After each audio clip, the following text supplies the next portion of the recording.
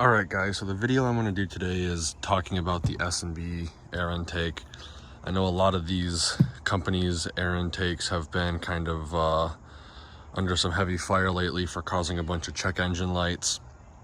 I bought this air intake, I think the first day it was out on Amazon, and I think it was only on Amazon for a couple days before S&B actually pulled their listing because they had found out a lot of customers were getting check engine lights. So only a couple people were affected.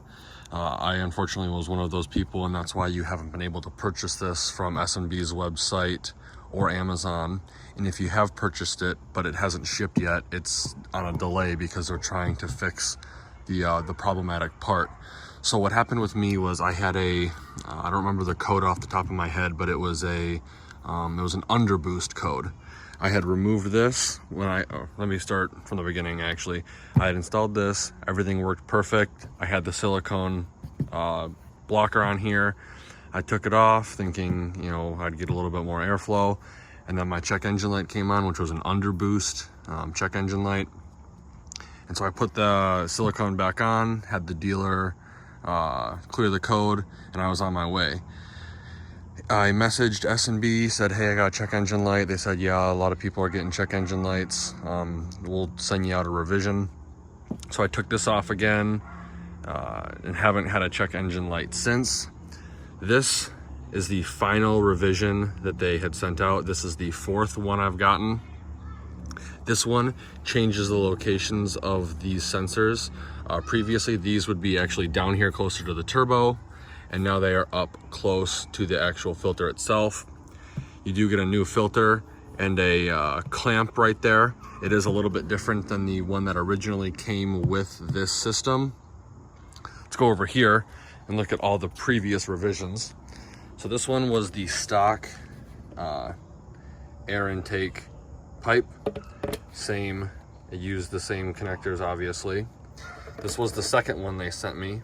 Same thickness as the first one.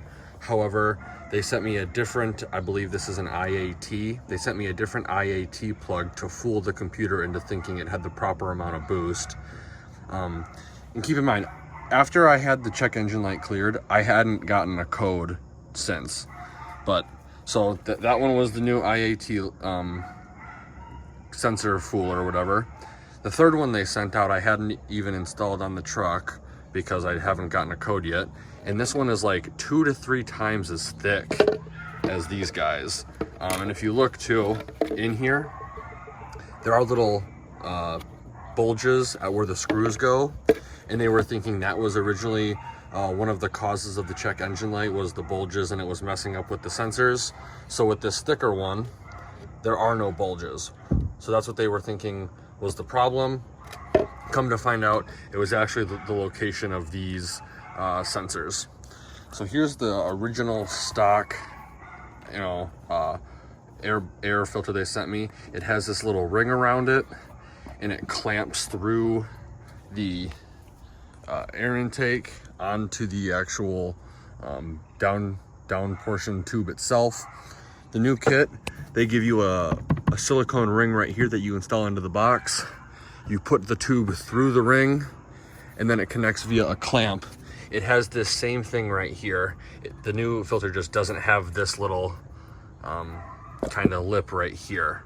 So the new filter they're sending out doesn't have this, it just has this.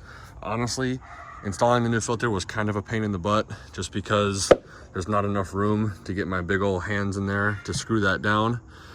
So what I'd recommend is keeping the screw portion kind of at a 45-degree angle out so you can fit a long screwdriver in there to get that.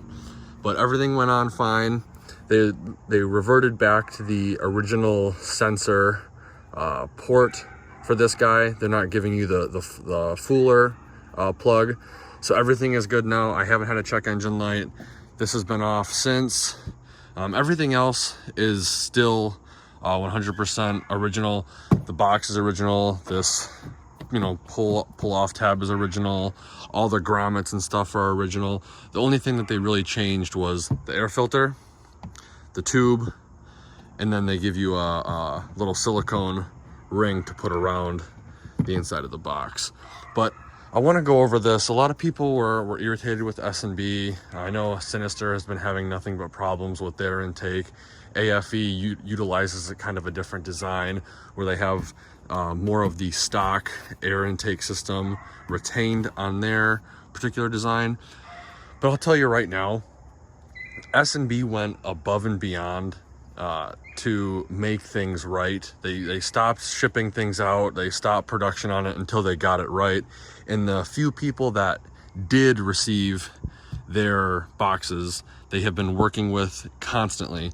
I have been getting, you know, I bought this when it first came out back in, well, I want to say early June, I want to say. And they have been with me every step of the way. I've been communicating with them what's going on. They've obviously given me 4 revisions to the product. And the last final revision, they sent me a note thanking me for helping them out. And they also sent me a free S&B silicone tool tray, which was absolutely awesome of them.